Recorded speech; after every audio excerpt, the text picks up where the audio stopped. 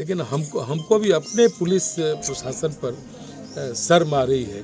तोड़फोड़ किया गया, सोना चांदी जेवर लूट लिया गया, रुपया लूट लिया गया।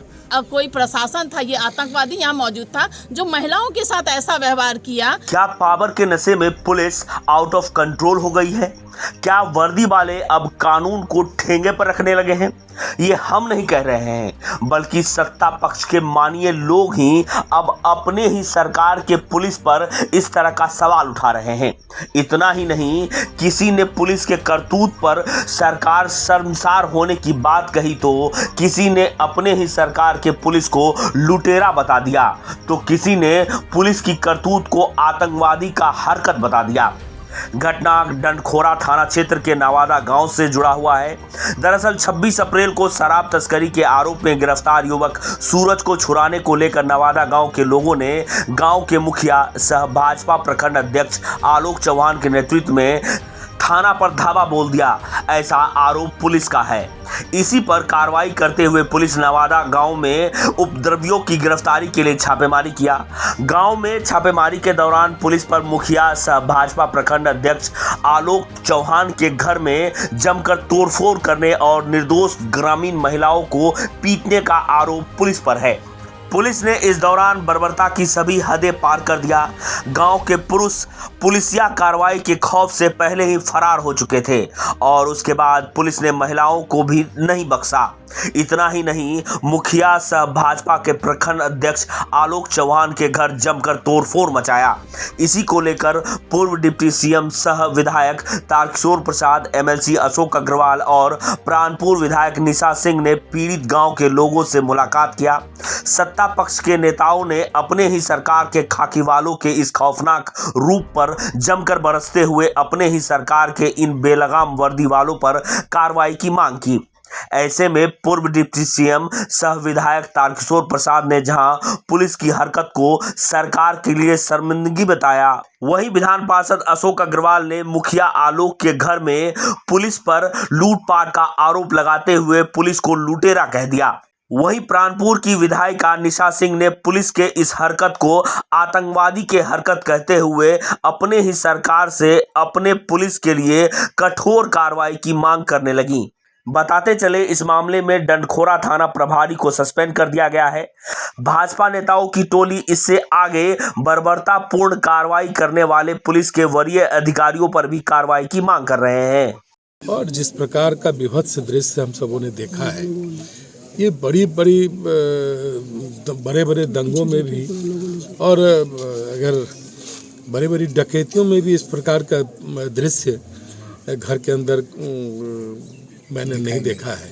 और जिस प्रकार से अलमारी को तोड़कर, लॉकर को तोड़कर और जितने भी घर के घरेलू उपयोग की चीज़ें हैं सबको जिस प्रकार से तोड़ा गया, टीवी, बाथरूम को, फ्रिज को, कूलर, पंखा को और भी इस प्रकार की जितने भी चीज़ें हैं बहुत बुरी तरह क्षतिग्रस्त किया गया। और एक परिवार के बच्चियों के साथ जिस प्रकार से अभद्रतापूर्वक जो पुलिस आए थे, तो जिस प्रकार से उन्होंने अभद्रतापूर्ण व्यवहार किया है वो तो सबसे ज़्यादा शर्मनाक है। हम सब एनडीए सरकार के विधायक हैं, लेकिन हमको भी अपने पुलिस प्रशासन पर शर्म आ रही है कि डंडखोरा पुलिस स्टेशन के पदाधिकारियों के द्वारा एक वरीय अधिकारी के नेतृत्व में इस प्रकार के घटना का अंजाम दिया जाएगा। अलबत्ता डंडखोरा पुलिस स्टेशन में जो घटना हुई वो भी दुर्भाग्यपूर्ण है और उसमें जो पुलिस कार्रवाई कर रही है उस कार्रवाई के लिए तो हम लोग कभी न पुलिस को रोका गया और न इस चीज़ों को हम लोग पसंद करते हैं। लेकिन उस प्रतिशोध में इस प्रकार से लोगों के साथ, आम और निर्दोष लोगों के साथ दुर्व्यवहार हुआ, ये हमारे लिए अब शर्म की बात हो गई है। सूरज कुमार चौहान नाम का व्यक्ति एक शादी समारोह से लौट रहा था, उसको पेट्रोलिंग पार्टी ने रात में उठा लिया और उसको रात में बंद किया गया। दूसरे दिन भर बंद रखा गया। फिर शाम में उसको खेत में ले जाया गया। खेत में दारू की बोतल लेके प्लांट किया गया। उसको जो सूचना मिल रही है उसका रात भर रखा गया। सुबह में 4-5 बजे भोर में गांव में हल्ला हुआ कि उसकी हत्या हो गई है। पुलिस के द्वारा। उसके बाद गांव के लोग आक्रोशित हुए।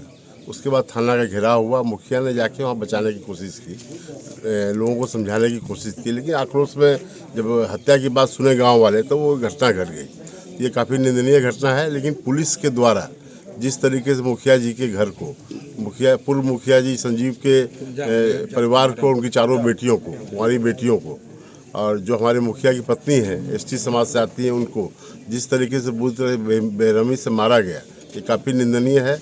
और पुलिस के उपाधीक्षक और दो इंस्पेक्टर नेतृत्व कर रहे थे। सद्दाम हुसैन उसके अगुवाई में थे, उनके नेतृत्व में घटना घटी है। ये काफ़ी निंदनीय है। और मुखिया जी के घर का और अगल बगल के 5 परिवार के घर का तोड़ फोड़ किया गया, सोना चांदी जेवर लूट लिया गया, रुपया लूट लिया गया, पूरे घर को तहस नहस कर दिया गया है।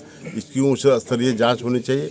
हम लोग आदरणीय मुख्यमंत्री से मांग करते हैं इसकी उच्च स्तरीय जांच हो और दोषी पदाधिकारियों पर सख्त से सख्त कार्रवाई। वहाँ बेड पे से खींच के यहाँ बाहर लाया गया और उनको पेट पे भी मारा गया, वो भी पैरों से, और मारा गया एक प्रेग्नेंट लेडी जो कि मैंने 10-15 दिन के बाद उनका डेट दिया हुआ है, उनको उनके साथ वैसा किया गया और उनको एसटी कह के गाली दिया गया।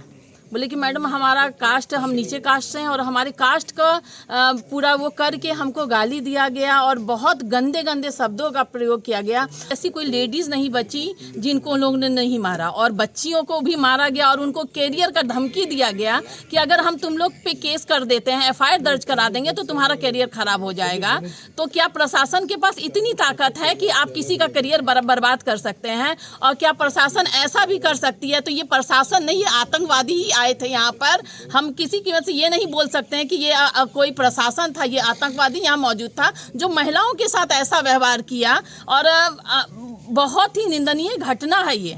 और इसमें हम सरकार से मांग करेंगे कि जो बच्चियों के साथ या जो इन लोग के साथ हुआ है, इसके लिए कोई स्टेप सरकार ले।